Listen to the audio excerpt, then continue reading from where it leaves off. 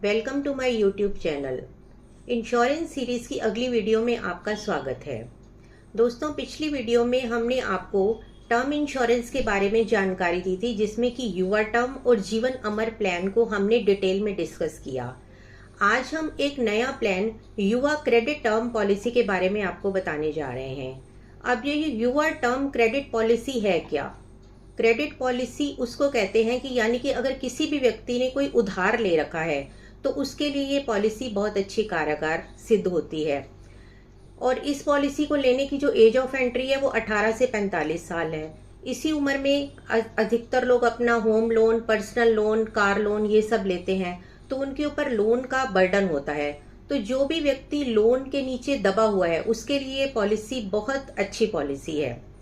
अब ये पॉलिसी किसे लेनी चाहिए? उस व्यक्ति को लेनी चाहिए जिसने कि कोई लोन ले रखा है और वो उसकी ईएमआई पे कर रहा है। अब जैसे किसी ने मान लो 1 करोड़ रुपए का लोन लिया, तो उसके लिए वो उसका जो रेट ऑफ इंटरेस्ट है वो 6% दे रहा है, 7% दे रहा है, 8% दे रहा है, 9% दे रहा है या 12% दे रहा है। उस हिसाब से आपको अपनी पॉलिसी में ये मेंशन करना पड़ेगा कि आप अपने लोन का इंटरेस्ट कितना पे कर रहे हैं, तो उसके अकॉर्डिंगली आपको पॉलिसी मिलेगी। दूसरा, ये पॉलिसी स्मोकर और नॉन स्मोकर दोनों के लिए अलग अलग होती है। जैसे जब भी ये कोई पॉलिसी लेता है तो सबसे पहले उसका टेस्ट किया जाता है कि क्या वो तंबाकू, बीड़ी, अल्कोहल लेते हैं। अगर वो स्मोकर कैटेगरी में आते हैं तो उनका प्रीमियम थोड़ा ज़्यादा होगा, और अगर वो नॉन स्मोकर में आएंगे तो उनका प्रीमियम थोड़ा कम होगा। मेल और फीमेल की पॉलिसी में भी के प्रीमियम में भी बहुत फर्क है। जो मेल का प्रीमियम है वो थोड़ा ज़्यादा होगा और फीमेल का प्रीमियम कंपैरेटिवली थोड़ा कम होगा। तो हमें ये आपको ये बताना है कि ये पॉलिसी हमें क्यों लेनी चाहिए। हमें अपने लोन को प्रोटेक्ट करने के लिए ये पॉलिसी ज़रूर लेनी चाहिए। अब एक सवाल ये पैदा होता है कि अगर किसी ने टर्म इंश्योरेंस ले रखा है तो अक्सर क्या होता है कि जब हम टर्म इंश्योरेंस लेते हैं तो हम तो ये कहते हैं कि अगर हमें कुछ हो गया तो हमें टर्म इंश्योरेंस से जो पैसा मिलेगा तो उससे हमारा लोन चुकता हो जाएगा। लेकिन जो टर्म इंश्योरेंस से पैसा मिलेगा वो तो आपकी फैमिली के फ्यूचर के लिए काम आएगा। अब अगर वो सारा का सारा पैसा लोन में दे देंगे तो फैमिली को तो कुछ मिला ही नहीं। तो बेसिकली ये जो युवा क्रेडिट है आपकी लोन को सिक्योर कर रही है। तो अगर आपको अपने लोन को सिक्योर करना है तो आप ये पॉलिसी ले सकते हैं। और ये पॉलिसी इस तरह से काम करती है कि जैसे किसी ने मान लो 1 करोड़ रुपए का होम लोन ले रखा है और उसके ऊपर वो 9% के हिसाब से ब्याज दे रहा है। अब उस व्यक्ति ने अपनी जो ईएमआई है वो 2 साल, 3 साल, 4 साल पे की और उसके बाद उस व्यक्ति की डेथ हो जाती है। अब उसका जो लोन है वो सारा का सारा एलआईसी की युवा क्रेडिट पॉलिसी पे करेगी। तो जिस भी व्यक्ति के पास लोन है वो ये पॉलिसी को ले सकता है।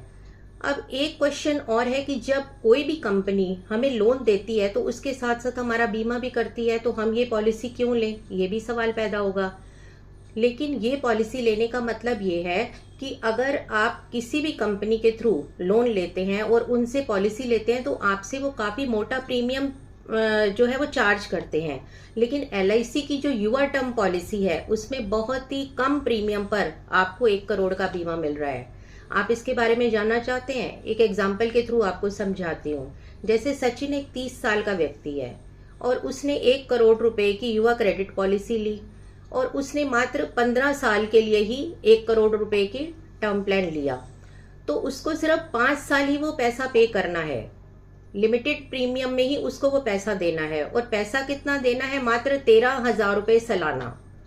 13,000 रुपये सालाना 5 साल के लिए देकर वो अपने 1 करोड़ के लोन को प्रोटेक्ट कर सकता है। और अगर वो सिंगल प्रीमियम के रूप में देता है, यानी कि एक ही बार पैसा देकर और अपना जो भी लाइबिलिटी को खत्म करना चाहता है, तो मात्र 56,000 रुपये देकर वो 1 करोड़ रुपए की युवा क्रेडिट पॉलिसी ले सकता है। तो अगर आप भी इस तरह की कोई पॉलिसी लेना चाहते हैं तो आप हमें डिस्क्रिप्शन में दिए गए नंबर पर कॉल करें। और एक इन्फॉर्मेशन आपको और देना चाहते हैं कि ये जो युवा क्रेडिट पॉलिसी है ये कहीं भी ऑनलाइन अवेलेबल नहीं है। आपको इस पॉलिसी को ऑफलाइन लेना पड़ेगा। पॉलिसी लेते समय आपके सब जो भी ज़रूरी टेस्ट हैं वो सब होंगे। आप अपने किसी भी एडवाइज़र को बुलाइए, उससे पॉलिसी लीजिए। अगर आपके पास कोई एडवाइज़र नहीं है तो आप हमें भी संपर्क कर सकते हैं। तो दोस्तों इस तरह से आप हमारी इंश्योरेंस सीरीज़ में जुड़े रहें। हम आपको इसके बारे में और भी आगे जानकारी देते रहेंगे और जो भी न्यू अपडेट्स है उसके बारे में बताते रहेंगे। आपको ये मेरी वीडियो कैसी लगी हो कमेंट बॉक्स में ज़रूर बताएं। धन्यवाद।